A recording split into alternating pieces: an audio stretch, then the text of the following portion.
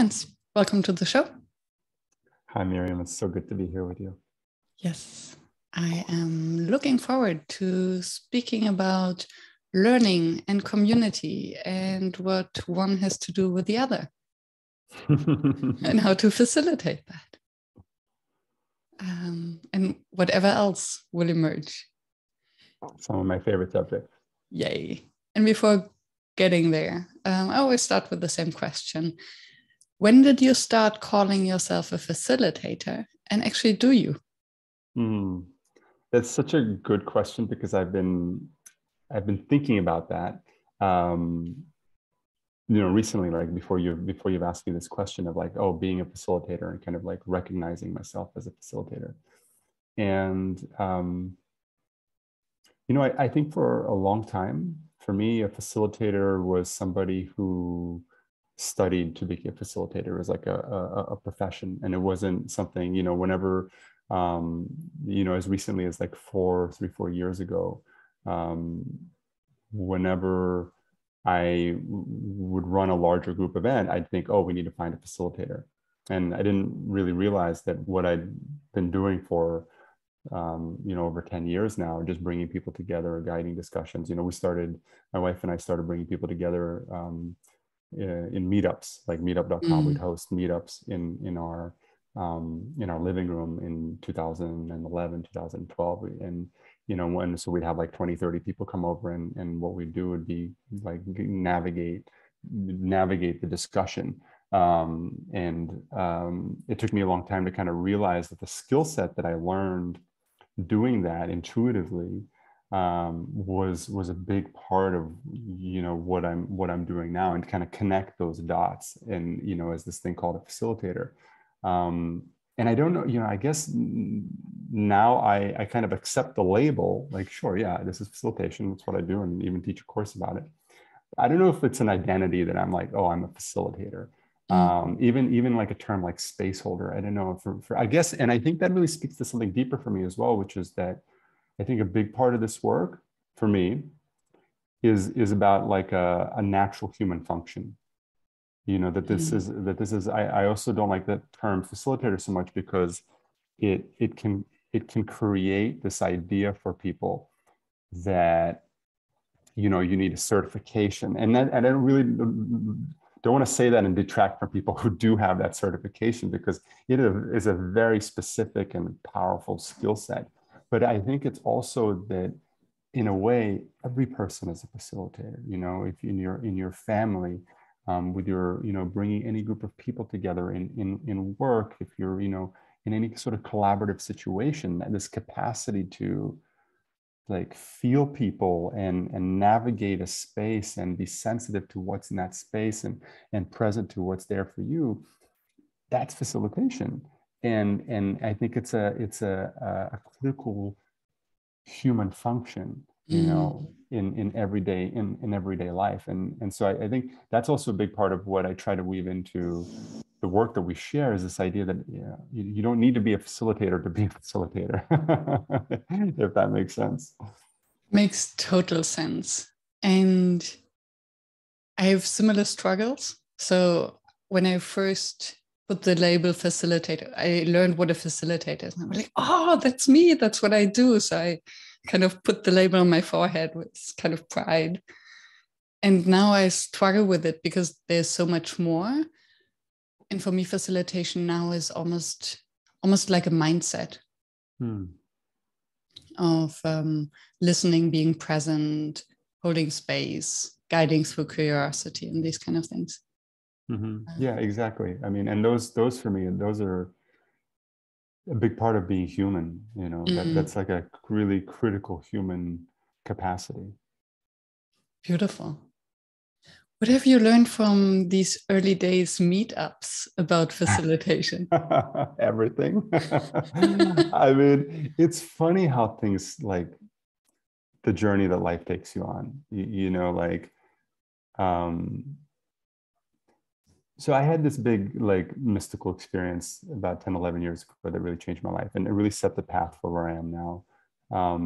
It's it's like it's hard to explain like these things, but the gist of it is you know, I had a visceral experience of peace, and it really shifted my life in terms of like, I had a visceral experience of world peace, you know, and it really shifted my life in terms of like being in service of that, like, and asking like, what is that? What does it mean? How you know, what does, how do you be in service of peace? And then it kind of emerged also this inquiry around, you know, what does it mean to bring more love into the world? And so for a long time, I was really like, I remember like around that time, I went and asked my yoga teacher, I was like, what is love? And he was like, that's like asking, what is God? And I was like, oh, really? And so it kind of, and so I started kind of really getting into this idea of love as a philosophy for life. And what does it mean to be able to, you know, when confronted with any situation or choice, to be able to use this idea of like a love as a lens, an inquiry into that choice. And that's what the meetup was. So the meetup was called the Wisdom of Love. And we would invite people over, random people, like over meetup, like total strangers, with a different kind of inquiry around, like, for example, love through the lens of like social justice, you know, and or love through the lens of like entrepreneurship, or, you know, like different kind of different topics, and have like a rich just dialogue around that. And so usually it would be anywhere from like 5 to 15 people that would come over. And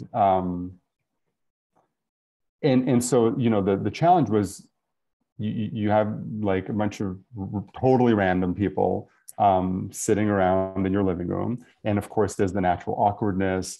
There's, you know, you kind of like, and for me, the challenge is like, how do you get the discussion going? Like, how do you get people to share meaningful, vulnerable, insightful? How do you get people to get deep into the discussion and have a conversation about love from as a philosophy, you know, not at a shallow level, but a deep level?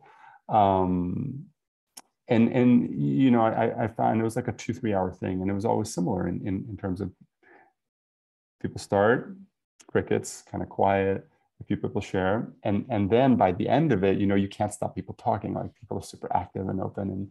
And I think a lot of, so what's funny here, there's like a couple of things that's funny is, one is I would have never imagined that, you know, 10 years later, what we do today is like a scaled version of that. You know, what we do, what we really realized on our journey, which was kind of all about how do you bring more love into the world? How do you bring more connection? And this, we're realizing at some point, several years after that, that the way that people feel connected is through small groups. And then, you know, how do you kind of scale that? And then, so a lot of what we do now is kind of like showing people how to take some of those principles of creating deep conversation and weaving it into, you know, the context of learning. And so it's really kind of amazing for me to see how that journey happened to me. And I would have never imagined that I come full circle, and here I am. And that I feel like one of the biggest blessings of that is this, having this deeply kind of embedded understanding, like in my body, like of how to do this just from doing it. And yeah, and then that's become such a big part of my work now. So I guess I really learned a lot from it. And now a lot of the journey is understanding what I learned, in a way, like deconstructing it. It's so funny. It resonates with me a lot, because I started my business, if I cannot even call it a business, also with meetups, and I call them idea parties. And basically, I'm still doing the same, but in a scaled and different version. One part is called a mastermind, and the other one is the Never Done Before community, where everyone just brings ideas and challenges, and we brainstorm about it. And from your story, I have 2 curiosities emerging.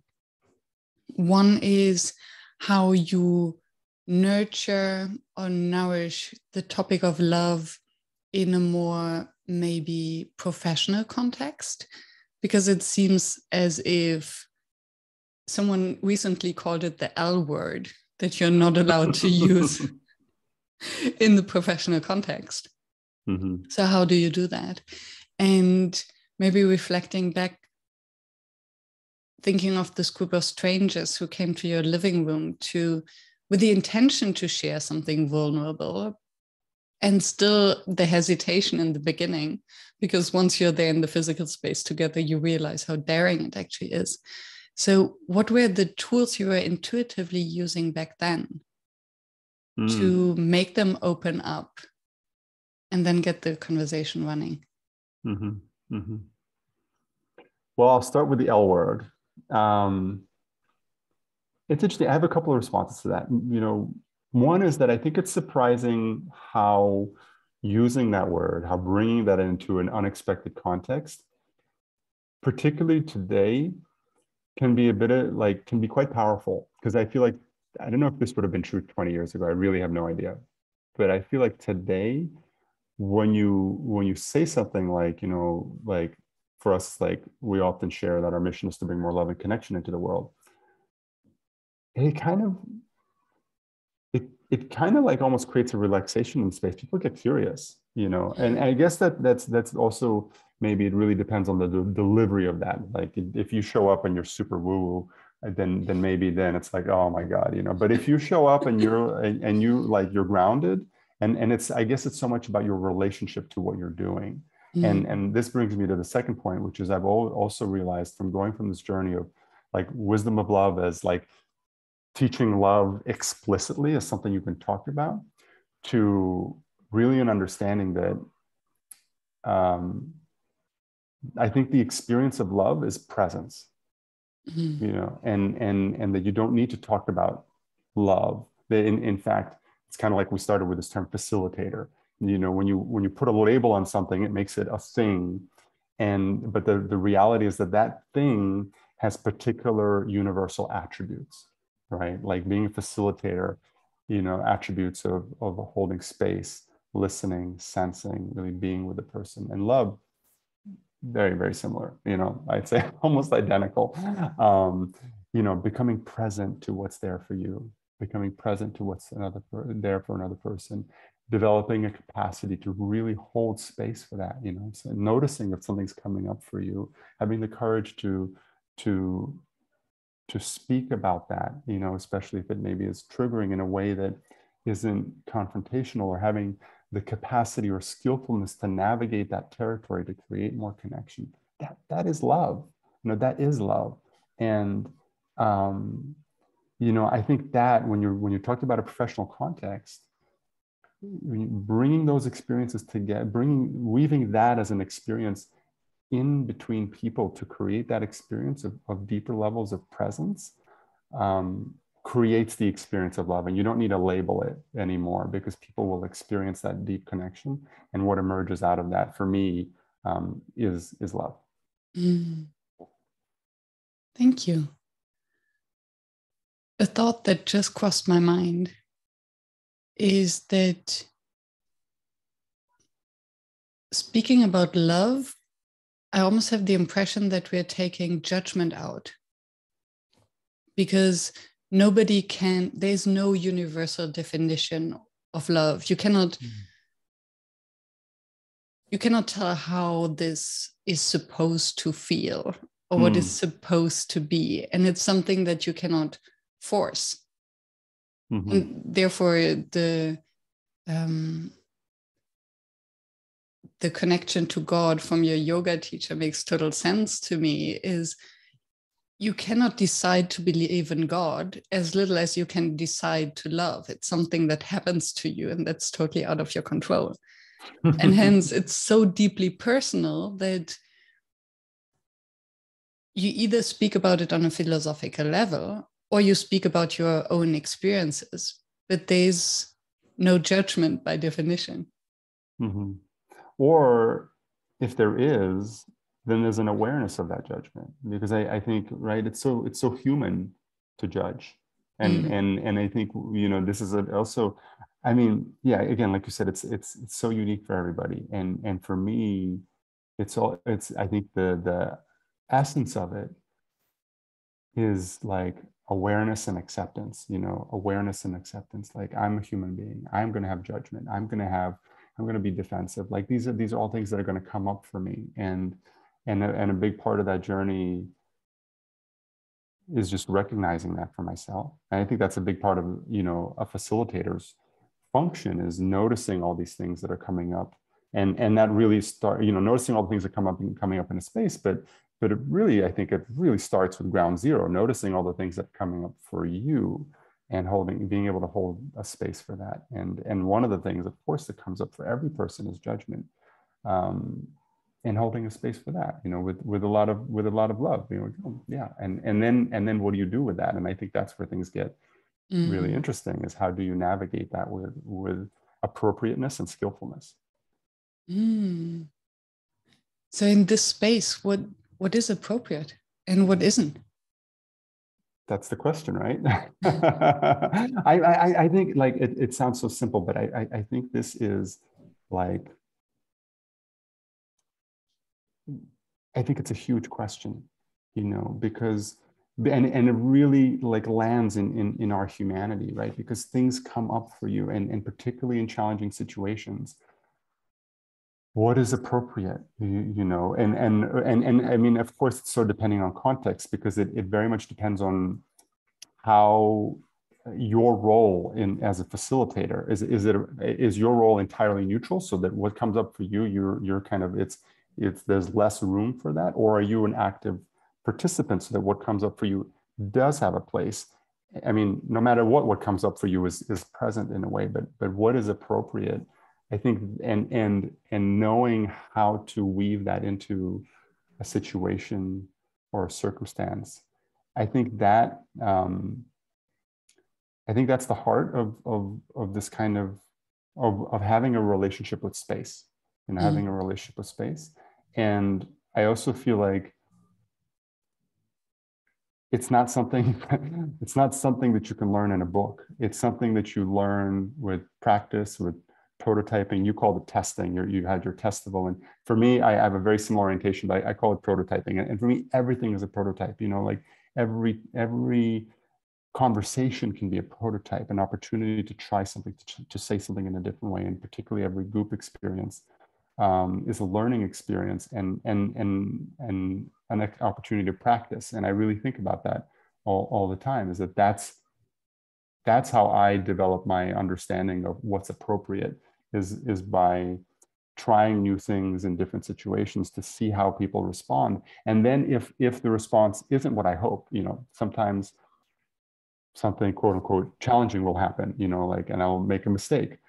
And I can either get in my head about it and be like, oh my God, I'm the worst. I don't know what I'm doing. And sometimes I'll do that, of course.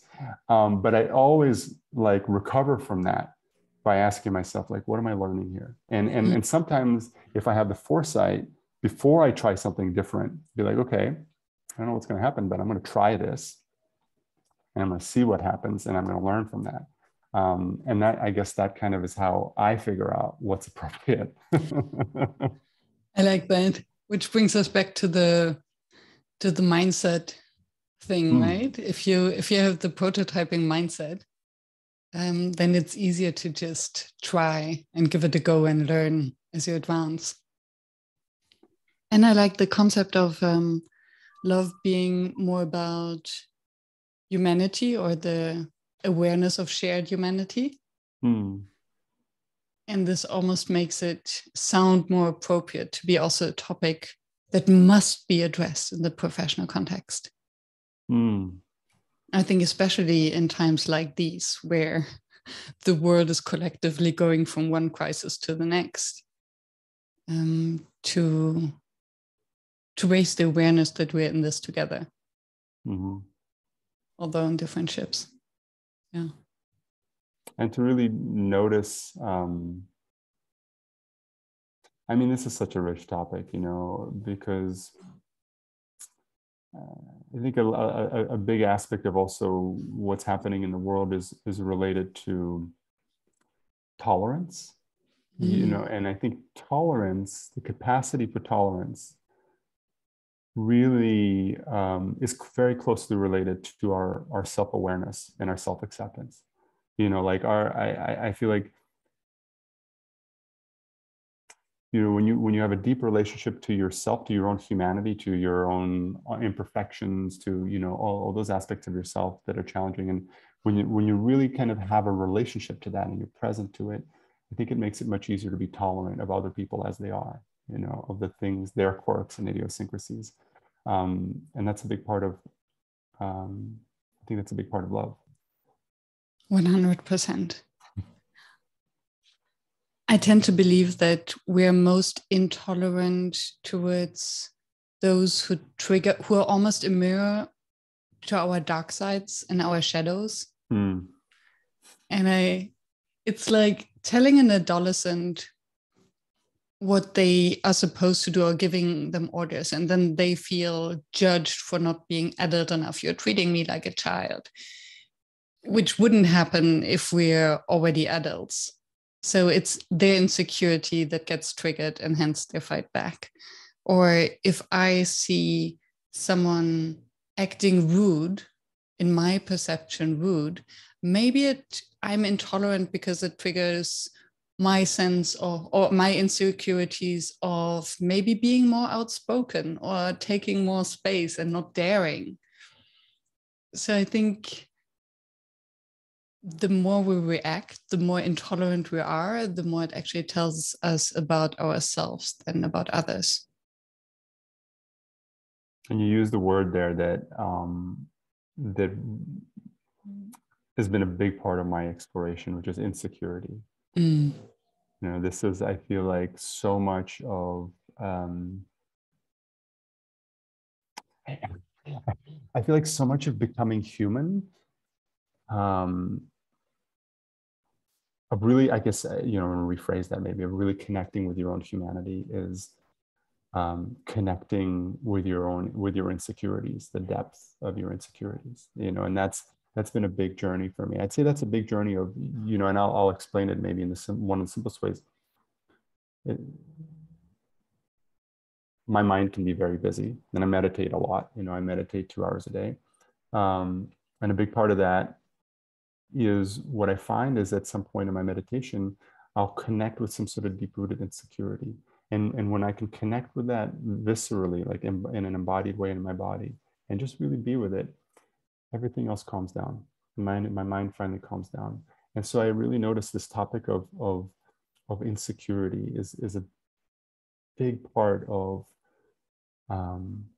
becoming present to it. Somehow just noticing it is a big part of a capacity to hold space. A big part of, like you said about the triggering, is that if somebody's really rude to me and I get activated, well, what is it that's triggering me? Most likely I'm somehow not getting validated.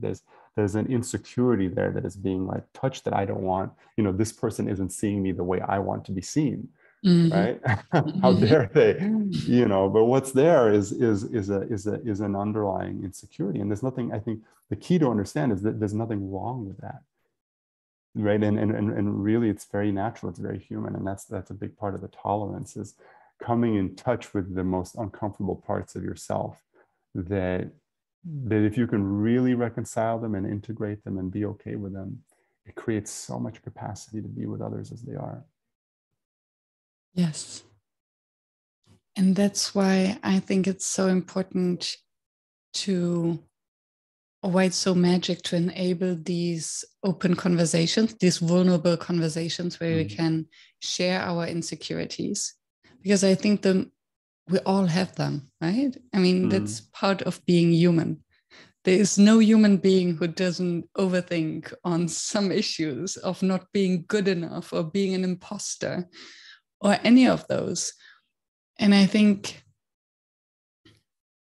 the best way to heal or to accept is to recognize this human aspect that we all have it. So I think in a shared learning space or experience space, to create the opportunity for participants to recognize that we all have them, and that I actually don't care about your insecurities. I mean, I might even find that funny because I don't see them at all, because obviously I see you in a different way than I see myself and you see yourself. Thereby maybe even approaching them with humor. And and what you talked about is really at the heart of the process that we work with, which is a conversational process around really inviting people to share authentically. I mean, you asked me a while back, we kind of skipped the question about how do you create this conversational space in the meetup. And I think it's very similar to how we do it now in any learning experience, which is really this idea of what we call warming up the space. But and even this, I think this is really interesting. Even this concept of space, we use this, especially if you've been, people who do a lot of facilitation, is like we talk about this thing of a container or a space.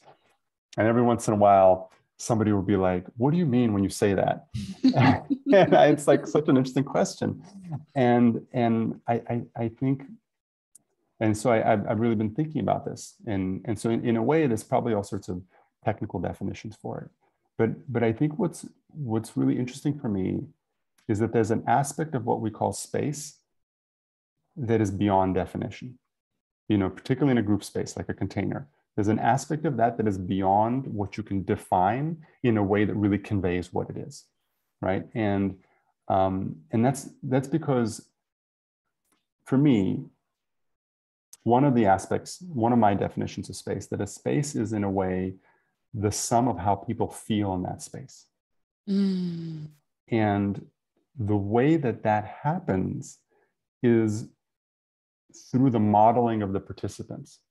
So in that, you as a space holder, you can kind of like initiate it, you can kind of plant it, you might be the very first person to model it in a way, right?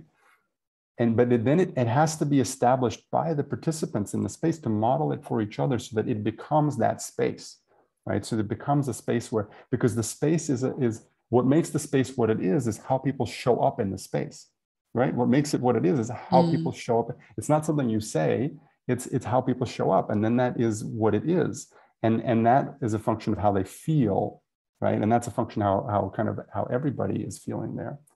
And so, tying it back to what we just talked about, is the way that is created is an iterative process of the sharing, and through that sharing, the reflection, the permission that it gives other people to share from an intimate, vulnerable, authentic place, and then that space gets created into what it is. And I think that this aspect of, authenticity and space is relevant in any context. It doesn't have to be an experience that's about intimacy. It doesn't have to be an experience that's about meditation. It could be experience that's about collaboration or, learning about some very specific subject, but really inviting a deep quality of authenticity and presence, and in a way where people have like a relationship to the subject, and they're sharing their, from that authentic relationship, and then other people are able to see something reflected in that sharing, and kind of contribute to that experience, and then it becomes a completely different kind of learning or collaboration experience. I love your definition of space. Yes, thank you. And I almost think that we can only create, and I'd be curious to hear about your experience, this learning space if we actually invite and assure that insecurities can show up authentically, because that's a prerequisite for learning. If I don't admit that I have a knowledge gap, how can I learn? So I think there's a very close connection only if we have an open mind. And yeah, maybe the humility to show up like that, willingness to learn, acknowledging that there is something to learn, and also curiosity for the others. And you mentioned a few times about what it is that you're doing today. So creating these learning spaces. So what is it that you do today? Tell us. Yeah, so it's very much related to what we've been talking about. You know, so I mentioned this mystical experience I had 11 years ago, and really this inquiry into being in service of peace, into, you know, what does it mean to create world peace? And a big, you know, the last 11 years has been like this really intense journey, inquiry into that question, a lot of trial and error, just really trying to understand, you know, what does that mean, and what's emerged through that. I guess my radically simplified worldview, radically simplified, I want to really give myself, create a container around that, is that when you have interaction at sufficiently deep levels of awareness, peace is inevitable. And so what that means is, or really the question that leaves me with is really around cultivating this capacity of awareness, of you know, presence with what's there for you, or what's there for another person, what's there in a space, a capacity for deep listening, a capacity for feeling a person. You know, this is a very sophisticated capacity in a way, like feeling yourself and another person, and the space in between at the same time, really being present to all of that. It's a very, you know, like sophisticated human capacity, and then having the capacity to hold space for what's there, like a willingness and a courage to be with what's in that space constructively, you know, because things come up, you know, between people. Like even the most talented, most not even talented isn't the right word, you know, people who've been doing inner work for years and years and years, you know, plenty of disagreements. It happens all the time. And there can be, you know, blow-ups, but yet a capacity to be with things that come up, and a skillful, you know, and the skillfulness to navigate that in a way that creates coherence, you know, in a way that creates connection, even when there's something that maybe like seem like a catalyst for disconnection, that if we can hold space for that and navigate it, it can actually create connection, deeper understanding, deeper compassion for the human experience. So these are all capacities that you learn through direct experience. These are practice. These are like lifelong practices, and so that's really become the kind of like the impetus for the work that we do, is creating spaces where people have an opportunity to practice new ways of being together. And so about 7 years ago, in 2015, you know, we'd been spending like 4 or 5 years doing a lot of trial and error on, you know, how do you create real deep human connection online, mostly like a lot of error. Curious about that. Yeah. And so I participated in the ULab program out of the Presencing Institute, which is an organization out of MIT. And they had 30,000 people in the program. And they broke us up into groups of 5 people. And it was one of the first times where I connected with strangers online and felt a very deep level of connection. And so it really kind of catalyzed this idea that the way that people feel connected is through small groups. And so I started, I came out of that. And like I said, we'd already been doing a lot of trial and error for like 4 or 5 years. And so I went to my wife and I was like, you know, there's something here around small groups and connection. And I want to create some software around that. And so I wrote the first line of code for Sutra in 2015. And then about 1.5 years later, and we just started, you know, like 3 months later, we were like, we tested it in a co-working space. We were trying in different community projects. we brought into, you know, we also been going to Burning Man for a long time, and that's been a big inspiration for this work. And we use it to organize our Burning Man camp. And then we had an opportunity to work with the Harvard program in refugee trauma, which they have like a 7-month blended learning program, and they were looking to update their learning platform. And Natasha, my wife, had helped start that program 10 years earlier. And so we kind of convinced them to give Sutra a try.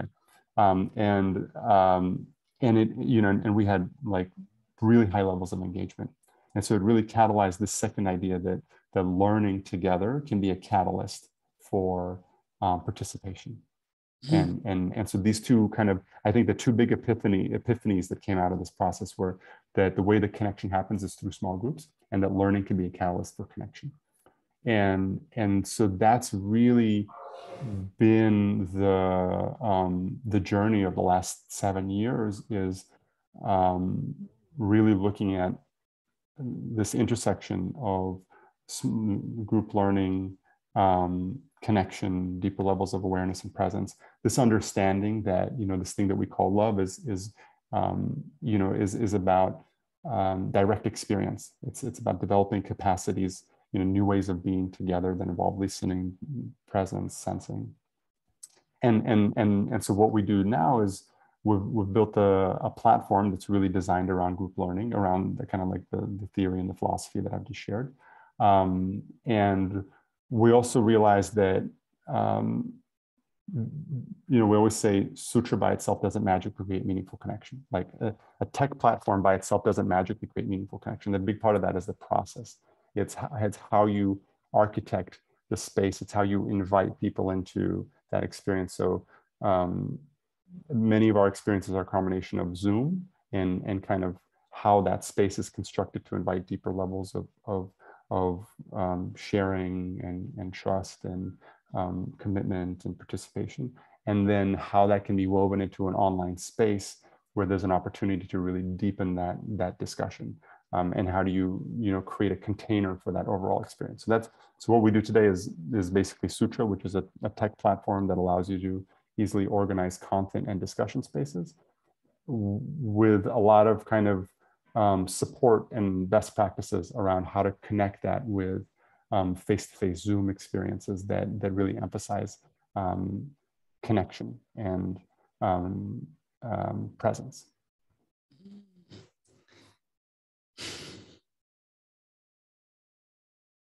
Lots to unpack. There was a lot there. Yeah, I think.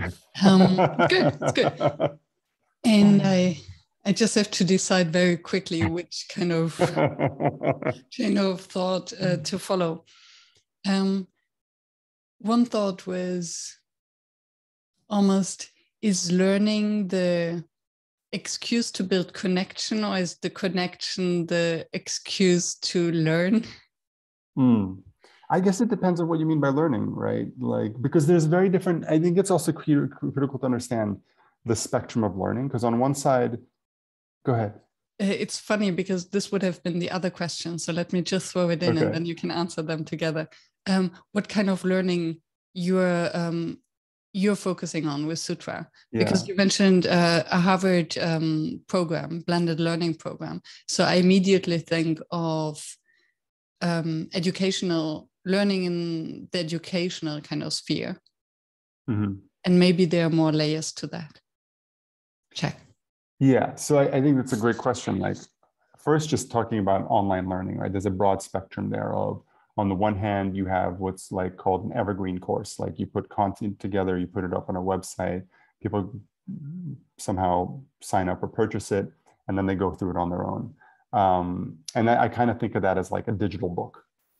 And then on the other side of the spectrum, you have a group experience where there's an emphasis on connection. And so you're not just optimizing for content, you're also optimizing for connection. And that's a very different kind of experience.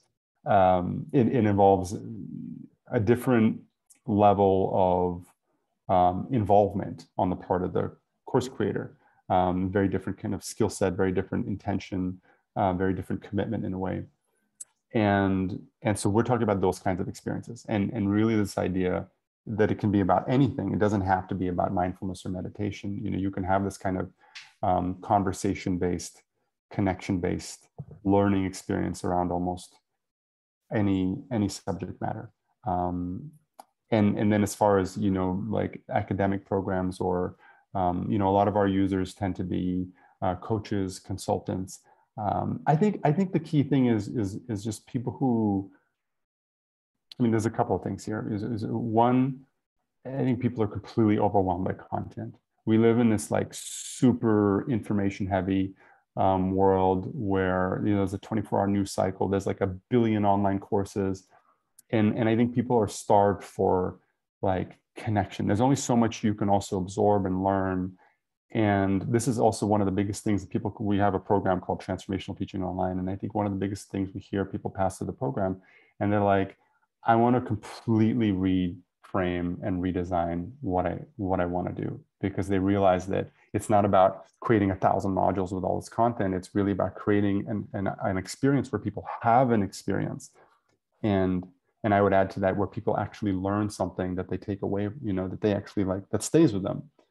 And that there's a richness there and a connection. And that's what we're talking about. How do you create that? And what I hear is a disruption, maybe, or an upgrade of these online courses. I have the impression that over the past 5 years, almost every coach, facilitator created their own online course. And I think everyone who has tried it is very aware of, or I think everyone who listens to the podcast has at least dropped out or purchased an online course and never visited the material because of exactly what you're saying, right? And what I hear from you is the interconnections of how to make it easier for those who actually want to learn online, to make it easier, because there's not only the content, but we are learning through the connection and the exchange. And we are also learning through the interaction with the content in a live and small group context. So I'm curious, do you think that let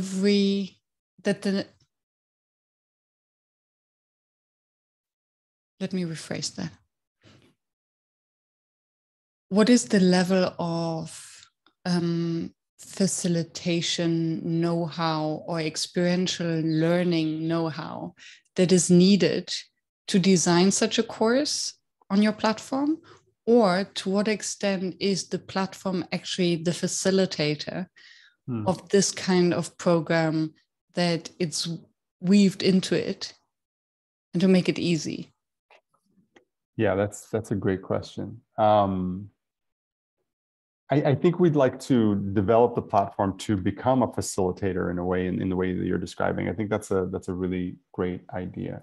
One of our mantras it really revolves around prototyping, and really this idea that if you're creating what we call a relational experience, so an experience where there's an emphasis on the quality of awareness and connection and ultimately relationship, that's a living process. It's going to be different in every context. It's going to be different with every community body of knowledge, and that a big part of it is just starting with a prototype. Kind of creating an outline of it, setting an intention that it's not just about the content, that it's about the connection and the conversation, and then bringing together 5 or 10 people into maybe a simplified version of that. It could be as simple as a 2-hour workshop. It could be like a 4-week experience or something like that, and that you iterate into that to kind of discover what it wants to be, to allow it to emerge through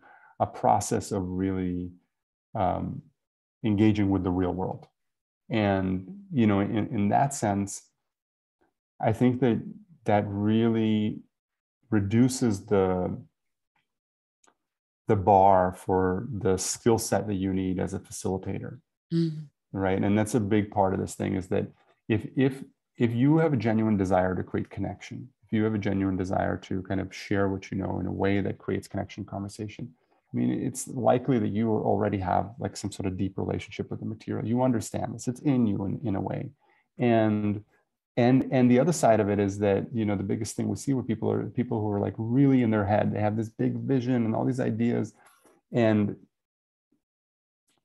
unfortunately, more often than not, those are the people that I often see fail, because their vision is so big and it's so kind of disconnected from reality that when they actually try to bring it into reality at that scale, there's no engagement, and it kind of like it has momentum as long as it's not real. And it really breaks my, I say this like it's almost funny, but it also really breaks my heart, because and the truth is, you know, and I feel like it's almost reflected in my journey too, in a way. It's like world peace, you know, right? And then really like, I mean, it's 10 years of really kind of like intense and many times brutal trial and error to bring that down to, you know, group learning experiences that invite presence and meaningful connections. Very like, you know, it has a very different energy to it. And so, you know, this whole idea is that when you want to bring something into the world, it has to be based on the reality of people, of how they show up, what makes them engage, what is actually interesting to them, like what they're willing to actually participate in, because these are participatory experiences. It's not, that's another difference with like a content experience, like where you're just putting content on a website. Content's on the website, someone buys it, that's it. You know, your job is done. You know, it's not, I mean, if you're a really good human, you're going to care about if they complete it or not and think about that. But in reality, and then they may or not complete it. But if you're running this kind of experience, participation is everything. Mm-hmm. And that's based on reality. And so what is the reality of the people that you're working with, the body of content that you're working with, the context that's there? And how do you work with that to create an experience? And for us, the answer to that is prototyping. Keep it simple, mm-hmm. Bring a real group of people together and lean into it. I have maybe a weird question, but I ask it anyway because I'm curious. From what you shared and what I understand from your vision of what this platform is and can do, it puts the bar quite high. And at the end of the day, the platform can only deliver as well, as good as the person who is engaging with it. So how do you deal with maybe the responsibility? Two questions. Have you experienced it for someone to go totally wrong? Because you need a basic skill set in order to have this participatory learning, mm-hmm. and prototyping mindset. And if someone comes onto the platform and creates an unpleasant experience for the learners who trusted the platform, how do you deal with detaching yourself from this? And maybe also the reputation of the platform for someone who's using it in the air quotes wrong sense or even abusing it. Mm. I think the biggest boogeyman in the online space is is a disengagement, that you create an online space, an online community, an online course, and there's just no conversation, no discussion. I'd say, I want to take a step back. There's two big boogeymen. One is the sales and marketing piece, is you put together your course and how do you actually sell it and build an audience. And then two is, especially if you're running this kind of group experience, is in engagement and participation. And I think for, to create an experience that really invites engagement is it's challenging. I mean, both of those aspects, like, really selling something is challenging, and then really creating that space is challenging. It's a learning process, and I think it takes a commitment. In a way, it's very much also an internal journey. I think that creating something successful online takes a lot of effort. I think there's a lot of course creation platforms out there that try to give you examples of all these people making six figures. Like, you can do this too. But the reality is, if you want to make six figures selling online courses, I'd say, except for the very, very, very, very select few, it's an incredible hustle, like in a good way, but it's effort, it's hustle. You're constantly like learning, iterating, prototyping, trying, and it's very much an internal developmental journey, of really understanding what you're good at, how you can find the resources you need, developing your capacity to be more resourceful. And so that's both on the outward kind of marketing side of it, and then of course the inward, like how do you create an engaged course or community space. So I guess for us on Sutra, like we haven't had this experience of like an unpleasant experience where we want to distance ourselves. I mean, for the most part, people create a space on Sutra and it's their space. It doesn't necessarily even have to be associated with Sutra so much. It's their brand, it's their space. It's almost like if you create so the way Sutra is, it's almost like a combination of Slack and Notion. You have content pages, you have discussion spaces, you can brand it. And so when someone comes in, they're coming into your ecosystem. It's less that it's somehow strongly associated with Sutra. But for us, it's really important that people feel supported in creating these experiences where there is this quality of connection and presence and authenticity. And so we try to offer a lot of support for that. We have our course, we have office hours, and we're constantly, I think what you're pointing at is that the capacity to create this kind of experience isn't necessarily a natural skill set, particularly online, that there is a learning curve, that there is a lot of aspects to learn about. And so that's been a big discovery for us as well, that this thing that we're trying to create, this ecosystem of relational learning spaces, is also a developmental process for the people holding those spaces. And how do we support people in that journey? Thank you. Very curious.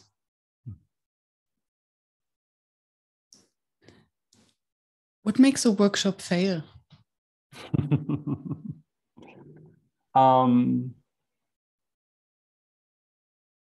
I think what comes to mind is when the container is not properly created. When something comes up in the space that the container that's been created for that experience isn't designed to support in a way. We had an experience just a few months ago. We ran a five-day event series called Facilitate the Future. And one of the sessions was on diversity, equity, and inclusion. And we weren't, Natasha and I weren't involved in really planning it, but so there was a couple of other facilitators that we worked with that were holding the space, but something came up in that space in the discussion. And this is another interesting nuance of holding space online on a Zoom, is that and I've seen this happen with the most skilled facilitators. I was on a course with Thomas Hubel a few months ago, and the chat just exploded. And 1,000 people in a chat that's out of control, like you can't do much about it. And so we had a similar experience in this diversity, equity, inclusion session where something was touched, a race-related subject, which is one of the, an area that can be very, very sensitive. And the chat just exploded. And the container hadn't. I think this is also an area where I'm learning more to include in the container not just the visual space, but the discussion space.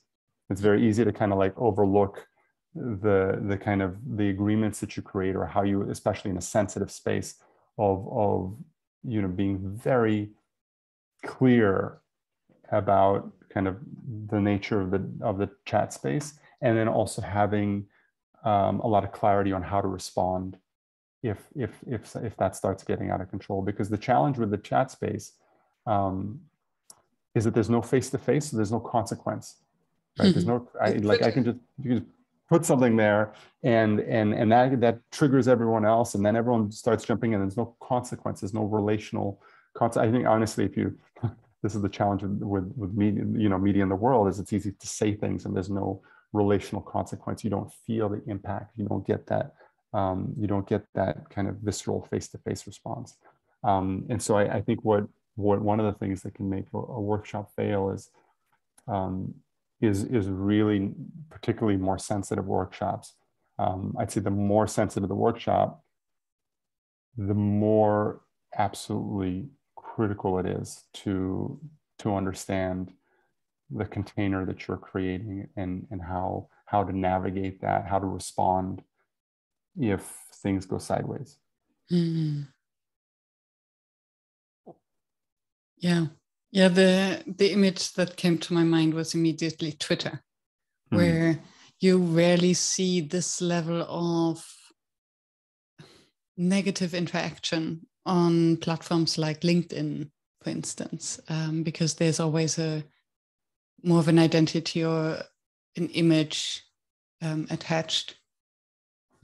So what would you do differently in a similar situation? So a part of the framing of the content and how you approach the topic, but from how would you set the container or the rules or behavioral agreements differently? Or would you maybe just close the chat? I wouldn't close the chat. I think the chat is a big key part. So I mean, there's a couple of things I'll add here, and this goes back to maybe what I was sharing where we started the conversation about appropriateness. I think a big part of becoming a better facilitator is having these experiences where something goes wrong, and then becoming more sensitive to what can go wrong. In this case, what triggered the whole situation was a poem that was shared by one of the facilitators, and the poem had a line in there that you could say kind of stereotyped white people as being like dominant and oppressive, and so that triggered one of the white people in the audience in the chat, and when she shared that triggered a whole bunch of people that piled on her, as a consequence of that, and so one of my insights from that, and if I had previewed that poem beforehand, I wouldn't have flagged that line. I would have noticed it. But the key thing it was a session on diversity, equity, and inclusion. And I think in retrospect, starting a session with a poem that kind of implicitly stereotyped white people in a particular way, I can see that. And so now I would notice that now, and be very sensitive of if we're creating and plus, the session wasn't explicitly about race. It was a diversity, equity, inclusion, but it wasn't specifically about race. And so that person was like, I didn't know this was going to be about a session about race and white people, and so it was very inflammatory. So one of the learnings from that for me was to really notice the details. If you're dealing with something that is as hugely sensitive as race, it takes a tiny spark that can turn into a forest fire. And every little detail matters. The other thing around that is that I think that one of my mantras is the space as the teacher in a way, and I really like to work with this idea of surfacing what's unspoken but communicated anyway. And so in this case, this is obviously already being spoken, but it's something that's in the space. And so when you're running a session and the chat is blowing up, I think it's really important to maybe divert the session to deal with what's in the chat, to then, because it's also easy to kind of either shut down the chat or just continue running the session as if nothing's happening. But the reality, something is happening. There's something that's in the space, and I think this is another area where it takes practice and skillfulness, and it's easy to think about in retrospect. But then in the moment, what do you do? But my inclination would be to really include what's happening and to move that discussion to kind of let go of the script, the structure, the plan, to move what's happening into the forefront and to invite, some of the most active participants in the discussion in the chat space into the video space. So then it creates an opportunity for people to really witness, to really be with what's present for another person, because that's where it all comes down to. It's just what's the reality of a person's experience without judgment, without morality. Can you just be with this person's experience, even if it disagrees with everything you believe in? Can you hold space for that because it's true for them? And I think that's where the rubber meets the road. That's the heart of it, is of like, like love is being with another person in this way. Thank you for sharing this. I'm sure that the audience are taking as many kind of insights from this example, which can, surely happen to all of us. And it reminds me to what you said earlier about what are the moments that trigger us and that make us intolerant, is when we are not seen as the person we want to be, or they're not seeing something in us that for us is so clearly present. And then, as you say, giving them the opportunity in this moment to be seen and heard without judgment. That's then the high art of facilitation. And felt, I think I would add to that, seen and heard. And I'll add this as a tiny thing, one of my triggers, and I think this is one of the challenges I feel with, this is such a nuance for me with facilitation. One of the techniques I see with facilitators sometimes is to kind of somehow repeat back to you a version of what you heard, and as an expression of like, that I hear you and I see you, but it doesn't mean I feel you.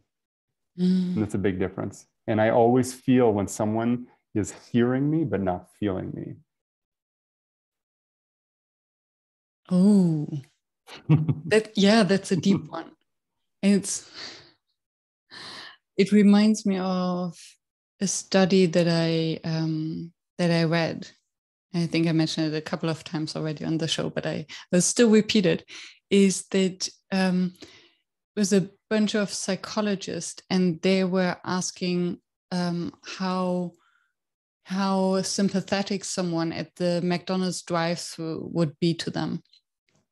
And the staff members of the drive-thru, they would either just repeat the order in the words that the client has been using, or would just be as friendly and nice, but saying different words and rephrasing the order.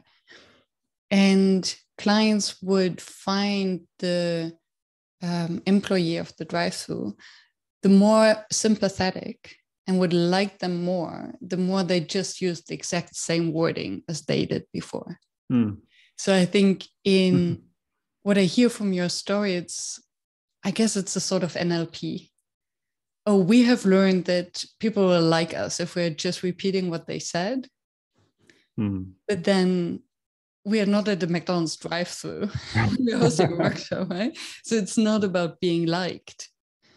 It's about feeling this compassion and bringing them to a deeper level. And to witness someone doesn't just mean to hearing the words and repeating them. Yeah, and I think the word that you just used is key, is to witness someone. There's, I don't know how to put this exactly, but I think there's an energetic transfer that happens there. It allows, when there's something there for me, it allows that energy to somehow be diffused, to be received, to be channeled. And that's more than just feeling heard. That's feeling felt, that's feeling witnessed. Yeah. And before we hit the record button, I was sharing my latest Never Done Before experiment. And it was exactly about that, where someone would share something deeply, deeply personal and vulnerable while being on mute.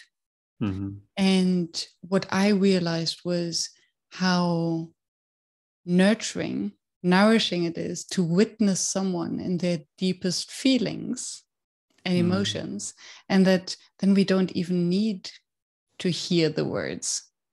And I wonder whether this could even be used for such moments. So maybe this anger of the person, it's not about the words that will trigger someone else, but just to have the opportunity to express ourselves and to be witnessed with our emotions. And now that you frame it like that, because when you first shared that with me, I shared with you that I couldn't quite feel the nuances of it. But now that you framed it like that, like I totally feel it. Yeah, that you may not be able to hear them, but you can feel them. If you choose to kind of tune in that way. And I think that can be really powerful, is to really feel witnessed while you're sharing, even if the words aren't being heard. Yeah. And the words maybe at the end don't matter for the others as much as they do for you. Because I think that's the driver of most conflict, is that we hear something different than what is actually said. Mm-hmm. Because we are making sense out of it and we only hear what we want to hear anyway. Well, that went too easy. Deep territory. Deep territory. And then taking away this kind of how do you call this? This level, and just bringing it back to what actually counts, is to the emotions, and that it's okay. I think this, we're getting into super deep territory here, but for me, all of this really lands in this territory of presence, becoming present to another person, becoming present to your triggers, to your insecurities, developing the capacity to hold space for that. When someone else is sharing and there's a difference between what they're saying and how you're hearing it. And of course it's, causing something in you. And that's the reality, is it's causing something in you, and can you become present to that, and can you develop a capacity to really hold that and to really hear, be with, feel the other person. And if those conditions are met, then peace is inevitable, right? That's where I go back to what I said, my radically simplified worldview. Then peace is inevitable, but that's a really high functioning, that's a really tall bar. Especially, and I will bring up, and I will throw another deep topic into the conversation, which is neutrality. So is it possible to relate to someone and their experience of reality with all the emotions,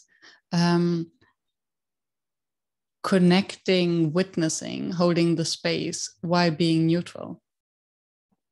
I don't wonder if you need to be neutral, because it depends on your definition of neutral, because things might come up for me, and then can I hold space for that? So I'm not necessarily neutral, right? But I am aware of, and I'm choosing, my wife and I have this conversation, because she's like, how can I hold space for you when things come up for me when you're sharing? And I say, well, you hold space for that as well. And, and I think this is such a big part of really hearing another person, is that, like, when you're speaking, if we're having a disagreement, if you're speaking and then things come up for me while you're speaking, if I'm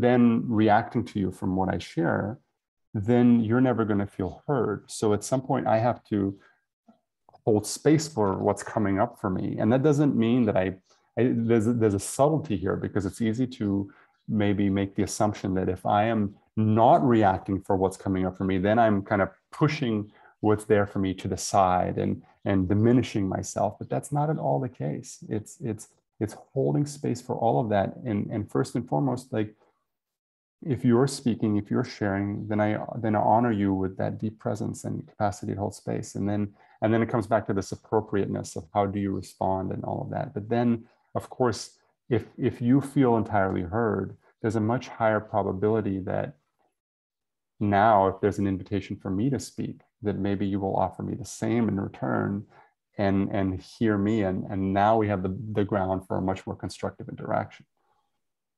Yeah. Yeah. And to hold back on the urge to respond immediately, to follow our own, what's coming up for us. Right.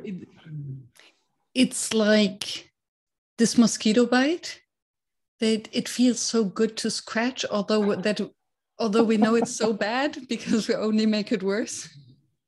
But to sit with the itch, say, it shall pass, it shall pass. And then it will be better. I think it's, I have the impression that it's a similar experience when we feel the urge to respond.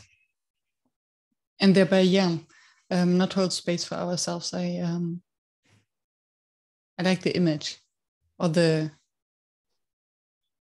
picture that this evokes for me. Holding space for yourself. Holding space for yourself where the other person is sharing. And this gives a totally different connotation to the word of space. Because yes, for a while you are pushing something to the side. Maybe not pushing, but you're parking something. So another dimension of the space. And that's the thing is this is it's so rich because it really it lands right in the middle of what does it mean to be human.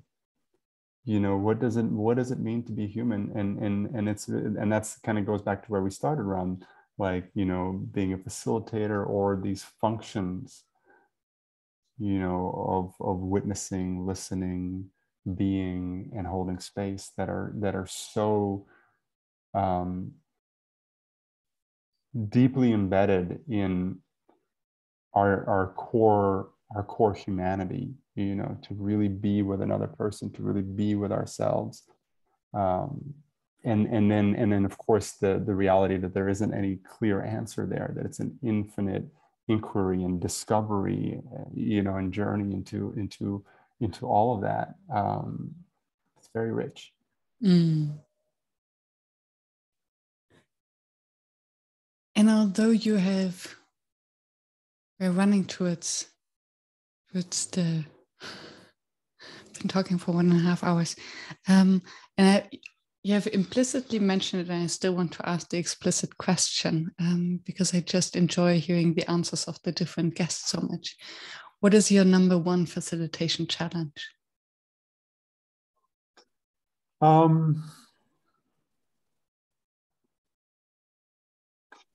You know, this is something I think about quite often, so it depends on the context. You know, if I'm facilitating with an entirely new group of people, if I'm facilitating with you know, a group of people I've been with for a long time, but what I notice in holding space for a new group of people, like when we're running one of our like free workshops, so you have you know, strangers coming in from all over the world.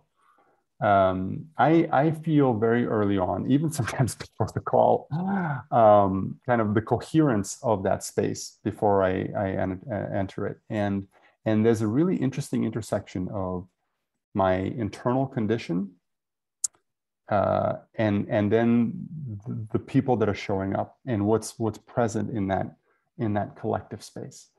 And I think one of my biggest challenges as a facilitator is navigating that journey to coherence.